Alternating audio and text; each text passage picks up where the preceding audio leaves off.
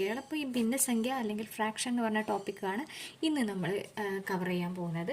So ആദ്യം തന്നെ ഭിന്നസംഖ്യ എന്ന് പറഞ്ഞാൽ എന്താണ്, അല്ലെങ്കിൽ ഫ്രാക്ഷൻ എന്ന് പറഞ്ഞാൽ എന്താ?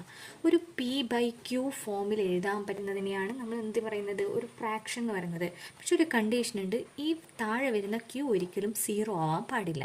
അതായത് P/Q ഫോമിലാവും വേണം, താഴത്തെ Q ഒരിക്കലും 0 ആവാൻ പാടില്ല. ഈ P നമ്മൾ എന്ത് പറയും, അംശം, മുകളിലുള്ളത് അംശം അല്ലെങ്കിൽ ന്യൂമറേറ്റർ എന്ന് പറയും. ഇനി താഴെയുള്ള Q നമുക്ക് ഛേദം അല്ലെങ്കിൽ ഡിനോമിനേറ്റർ എന്ന് പറയും. So P numerator, Q denominator, അല്ലെങ്കിൽ P അംശം, Q ഛേദം. അപ്പം ഇതിൽ ഛേദമായി വരുന്ന അല്ലെങ്കിൽ ഡിനോമിനേറ്റർ ഒരിക്കലും 0 ആകാൻ പാടില്ല. അപ്പം നമുക്ക് എക്സാമ്പിൾ നോക്കാം. 1/3. 1/3 എന്ന് പറയുന്നത് ഒരു ഫ്രാക്ഷനാണ് അല്ലെങ്കിൽ ഒരു ഭിന്നസംഖ്യയാണ് അല്ലേ. എന്തുകൊണ്ടാണ്? താഴെ വരുന്ന ഡിനോമിനേറ്റർ അല്ലെങ്കിൽ ഛേദം 0 അല്ല, ഇവിടെ